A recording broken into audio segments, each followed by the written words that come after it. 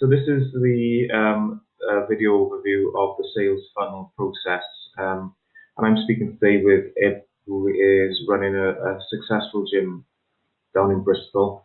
Now, the reason I reached out to Ed is because he's got a great sort of back office sort of systems that relate into the sales funnel, such as nurturing and things like that, which mean that he's getting as max value from those leads that are dropping into his business. So if you're ever down in Bristol, Ed has got a fantastic outfit not too far away from Bristol Temple Meads there. So check out I Am Strong and go down there for a training session, and you'll be very welcome there. So the nature of the video today then is Ed's going to do a bit of talking. I'm going to introduce the different topics, the natural sales flow leading from the lead into the business, into whether it gets converted or not, and then maybe into future marketing. So without much further ado, the first topic then is leads landing into the business. If you can give us a little bit of insight into the systems that you use to generate leads and how they land into your business, that'd be fantastic. Hey James, yes, of course. So we use Facebook ads predominantly. So what happens is people see the ad and then they click a link and it will take the lead to a landing page that we use via ClickFunnels. And then they just literally read the information on there and then register their details, and their details then get zapped over to Google Sheets. So it's all lined up under name, last name, phone number, email, the things that we need to get in touch with them.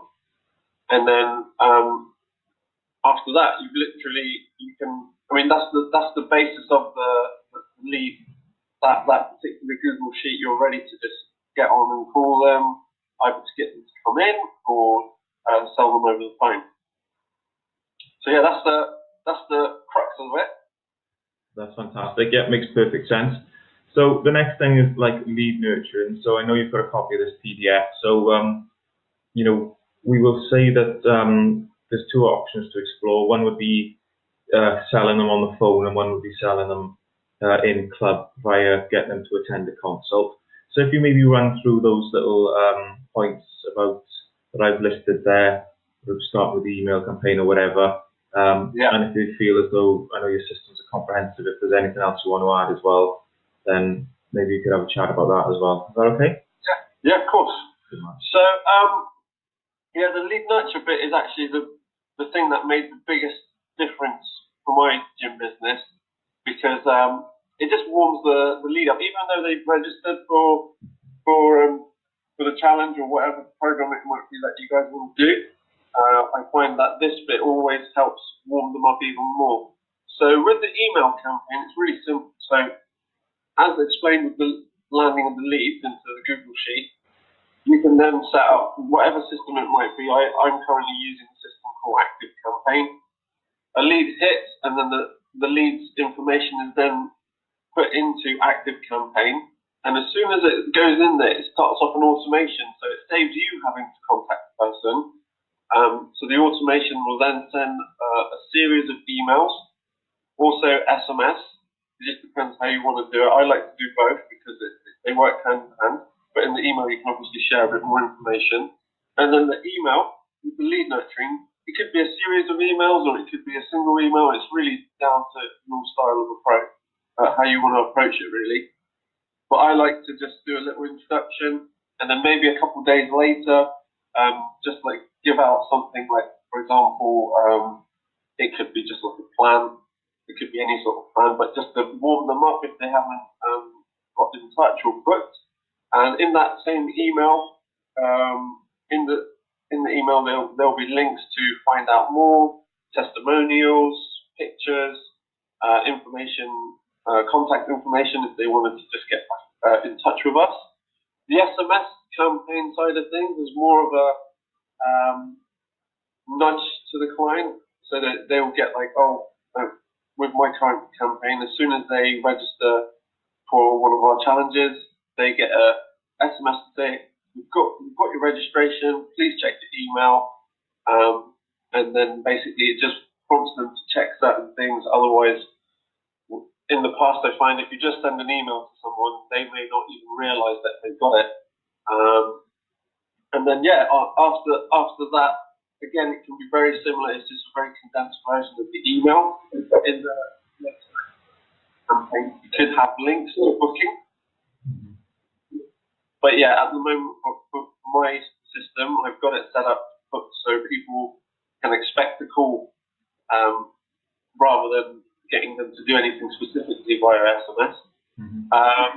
In my old system, where we used to get people to come in for consults, you have a link for booking, so you could have it set up for calls. So you could say, I want to speak to so and so at this time, or you can have it set up for a consult, or even both. And then from the system that I use, which is Acuity, what's nice about it is it will send out reminders automatically to the person who's booked, and they can also have the opportunity to reschedule if needed, but I set a limit so that they can't reschedule like 10 minutes before a call, which, would be quite annoying. Yeah. But yeah, that's about it, really. Yeah. So, like, to summarize then, it's all about, it's your opportunity then to sort of, the way I see it is, because it's all sort of, it's not face to face. It's very rare that you get somebody nowadays to sort of just walk into a gym. It's all about causing, creating that know, like, and trust factor, that bond that is going to help people sort of, or make them more inclined to sort of trust you and join your gym at the end of the day, isn't it? Yeah, totally. Yeah. Absolutely.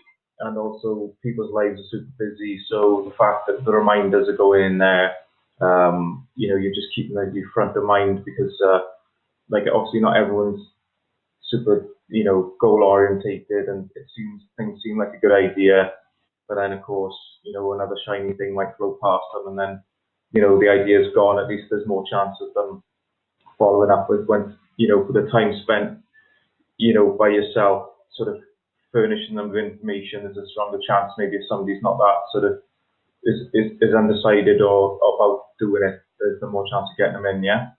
Yeah, no, totally, and it just saves a lot of legwork. If you can get tech to do warming up and just sending a little bit of information, it helps so much. I remember as soon as I implemented this, it saved me so much work, because before that there was a lot of phone calling, and that's just a lot of effort. And if you're on your own, for example, if you've got a small team, it's actually, it can get in the way of your day to day. Yeah, so that's a very valid point there, because people probably maybe looking at this program would be like solo operators, similar to yourself, whereby, time sensitive, maybe taking sessions and trying to run the business as well. So yeah, that's a great point. So that's fantastic. So we're going to move on slightly now. So I know you've gone from a booking to consult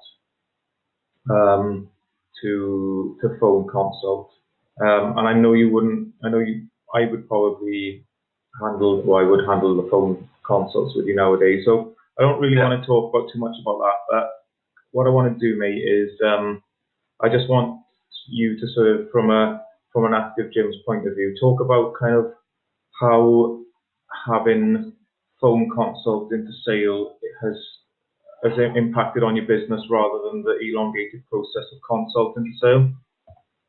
Oh yeah, for sure.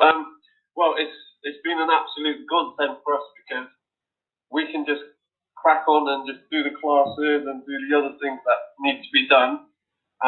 Don't get me wrong, doing in-house consults is absolutely amazing for the business, but if you've got someone doing the phone sales for you, you can do so much more, because it just frees you up to do the things that you wouldn't normally be able to do if you were stuck doing a consult, because consult does take a lot of time and effort. And what's also one of the downsides of having in-house consults, a lot of people don't turn up, unfortunately. It's just human nature, and you could be sat there waiting for someone and they never turn up, and you're like, oh, hang on. But with the phone side of things, it's not as bad. And if somebody's doing it for you, it's a no-brainer. Yeah. So I suppose you need to work out kind of what your time's worth, really. versus show rate, versus how much you're paying a coach, or how much of your 10-hour, 12-hour working day is spent in the midst of no shows or consults. Because I used to do phone consults in-house when I had my gym, and that was me, and it did work. I had a busy gym, but at the same time, like I said, I think quality of life thing would have paid off a lot as well, because I was maybe doing like 6 consults a day, and that was my job day in, day out. It got a little bit monotonous as well, if I was to be honest, and frustrating with the no shows and whatnot. So yeah, okay, thanks for talking about that, mate. So I suppose this is kind of a little bit less weighty in terms of these procedures, but compared to the pre-call. But talk to me a little bit about procedures you've got in place for like no shows.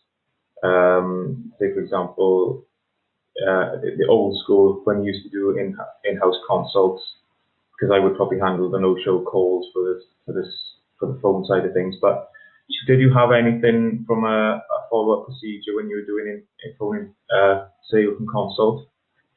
Yeah. So with the automation setup and the part of the whole lead nurturing side of things, if we go back to the Google Sheet, I used to have a column in the Google Sheet. So it would basically trigger something to go back into my CRM system to then prompt the system to start a campaign. So for example, if somebody didn't show, it will say, hey, we missed you. Like it wouldn't be horrible or anything, because I realized like people don't react to you didn't turn up, so you're fired kind of thing. It's more like, oh, we missed you. We know life gets in the way. So basically, to re-warm them up, because a lot of the times people are just scared of coming to the gym. Yeah. So it would send off a series of SMSs and emails, but only not too many to overwhelm them, but just to get them to go, oh, hang on, yeah, I didn't turn up, and somebody was waiting for us. And then, in that SMS, for example, there would be the opportunity for the person to contact us. Like, if you really do want to do the challenge, let us know. Give us a call, and then what we would do is call them and rebook them in, and then 9 times out of 10, that person that didn't show would show up, or they just tell us, oh, you know what, I'm not interested in.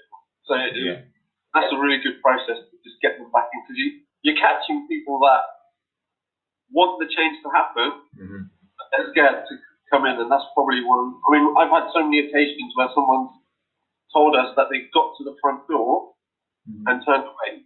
Yeah. So we're inside waiting for them to consult with them. Yeah, I mean, it's a very valid point there, and at the end of the day, the people you speak to on the phone, well, I do anyway, 80% of them have no idea what they're doing, and they're just completely stuck. And they're desperate for change, but they just don't know how to start. And they've just got all these sort of, faulty sort of thoughts about what the process is going to be, because maybe they've tried stuff before, or they've seen, they've been tried a gym when they were 18, and it didn't work for them because they didn't have any direction or stuff like that, and they're just like, they're overweight, they've got health concerns, they're struggling on a lot of different levels, and they just don't have an out, isn't it? And like you said, they're just frightened, to be fair. So good point, well presented. So we'll skip the referrals procedure, but I think we've discussed about implementing something after the sale. Obviously, a good case in point there is don't offer any sort of sign a friend up for a discount before the sale, because it'll just flop the sale, because they'll say, oh, I've got a friend XYZ, I'll give her a call now so I can get my discount, and then the sale falls apart. So I think we had a sale I had a conversation with you this week, didn't I, where 4 people wanted to join, and then maybe some people couldn't afford it, and then they wouldn't do it, and if their friend wouldn't do it, and so it's when groups of people want to join the gym, it's an absolute disaster, to be fair. It's like trying to organise a hen do or stag do or something like that. trying to herd cats, but it's another story. So, so what we're on to next. So, say for example, the sale dropped, and they didn't want to do it, and but you just felt as though, you know, there was a bit of life in it, or, you know, would you have any follow-up procedure? Say for example, if a client, say a consult didn't go too well, somebody balked on price, or it didn't work for some reason, would you have like a follow-up or anything like that? Yeah. So what's the name of the campaign? Basically, there's a campaign where you can keep them warm. Mm-hmm. So I like to call it the thinking group. So the guys that turn up for a consult, they're like, yeah, they really want to do it, and then as soon as you tell them about price, they start overthinking about it. Mm. And at the end of the consult, they're like, oh, you know what? Yeah, I need to think about it. I mean, there's loads of objection handling that you can do, but some people they get really scared as soon as they see a price, and then they don't quite see the value in doing something like a challenge for themselves, because they think that, you know, they don't deserve it. So what I used to do is, again, it's just like the no-show process. Go back to the Google sheet, put in the tag against their name, and then the system will automatically start this campaign. Right. So warm them up again. You know, what I personally do is, that person that has to think about it, as soon as they leave, I update the Google sheet, and then the Google sheet later that day will send them an SMS saying, hey, whatever their name is, it was great to meet you. If you have any questions, please feel free to reach out to us. And then a few days later, send them a couple of like testimonial type messages and an email with before and after pictures. Mm-hmm. And then again, a few days later, it would be like, if you've had any further thoughts about doing the challenge, we've got a few spots left. Let us know, and we'll secure a spot. Gotcha. What I have found is, with people like that, because they've come to you or they've spoken to you over the phone, they know what's involved. With a little gentle nudge, it has helped quite a lot. In my own experience, at least. Yep. Makes sense. I mean, a lot of people have got like what I call like a pragmatic personality, where they just need time to formulate it. And sometimes the people are super excited on the phone and it all falls apart. You know, they say they need to think about it, and it's generally a price thing, you know, or that it's a lack of self-belief, possibly something like that. And then there's our people, and you can just hear it in the tone of voice. I mean, I spoke to one lady yesterday, and I know I go off on tangents a wee bit, but she was really sort of you know, monotone, even more monotone than myself. And I just thought, I said, we'd had a good conversation, and she definitely had a need. And I said, listen, do you really want to do this? And I couldn't just get any vibe of her emotion and things like that. And that sort of got her to respond. She says, yeah, I really do want to do this. And we ended up signing her. And I spoke to her after, and I said, what do you do? And she says, oh yeah, you know, I work in statistics or something like that, you know. And they're just people. I think certain personalities just need to work things out, and so they're not going to sign until it's all like the pennies drop for them, and that might take a couple of days. So I think that follow-up procedure really helps. Yeah, definitely, because then you're still fresh in their mind. You know, you've given them that space, I think, is that they need to actually formulate the decision the way in their own good time, you know. So I think the better you get at sales, the more you recognise that, maybe through tone of voice, you find out about what they do, you know, and their previous sort of what they've done in fitness and their lifestyle and stuff like that, and you just think, especially like, you know, older people, I would say, are less impetuous to go over the line, and you just, I think at the end of the day, you just need to say, listen, is this coming from a place of like, you don't want to do it, or do you actually need to have time to think about it, you know? And having that conversation certainly works, and like you say, the follow-up then sort of keeps you front of mind. Cool, man. So, I mean, inevitably, if you're investing quite a lot in, Facebook and stuff like that, conversion rates, like in any sales, aren't going to be fantastic. And so you're going to have a boatload of people who have got some sort of interest, and you didn't catch them like half that time round, but they might be in the market for your services later down the line. And obviously, we talk about then sort of follow-up marketing, that sort of stuff. So talk to me a little bit about the stuff that you've done in the past.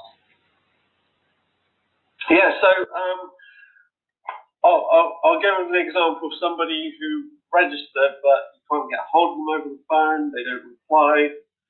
So what normally happens with the lead nurture is I normally run it for 2 weeks, just to keep them informed about what we do and keep reminding them of our results and how much fun people have. It's more of a community than a typical gym.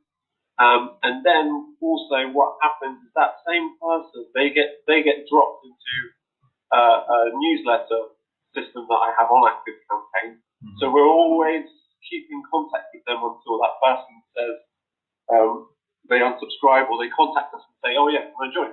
So I find that whole process of keeping that sort of relationship going with someone who is, a lot of people can often be very hard to get a hold of, but if you're constantly, without being annoying, in contact with them, whether it be by email or SMS, I find really helps long term, especially like you mentioned, further down the line, because then you manage to develop a level of trust with them, especially if you're sharing information which normally would be shared when they're your client. If you give them little nuggets here and there, they're like, oh, hang on, these guys are actually telling me really useful stuff. Mm-hmm. And off the back of it, like from personal experience, I've had so many people, whether they be old clients who left and they want to come back because they realise, oh, hang on, there's a wealth of knowledge there and actually had a lot of fun. Or if it's somebody who's never been a client of ours, they're like, oh yeah, you know what, I've been really struggling to do so and so, and like, even the way the newsletters structured is to get them to join us on the challenge again. There's always a link towards the end. Hey, join us on a 4-week challenge, or if it's in the winter, join our winter challenge. There's always an opportunity for them to come back to us. So yeah, that's my process at the moment. Yeah. Well, like you say, it's very comprehensive, mate, and it doesn't surprise me when you say that you've spent quite a lot of your time in the sort of tech industry and whatnot. So I just want to thank you for sharing your time. It's been a great insight, and I think you're the perfect example of somebody who does sort of maximise the backroom procedures to get those to make the most of those leads. I don't know if this is a shameless plug, because I know you've actually helped other gyms sort of implement this sort of stuff. So if this video does go out to somebody who's in the process of sort of organising these procedures and systems into their business, then his business is I Am Strong in Bristol, and I haven't asked the question beforehand of whether you sort of do mentor or anything like that, mate, but you might have a few people reach out to you, because I know your systems do work.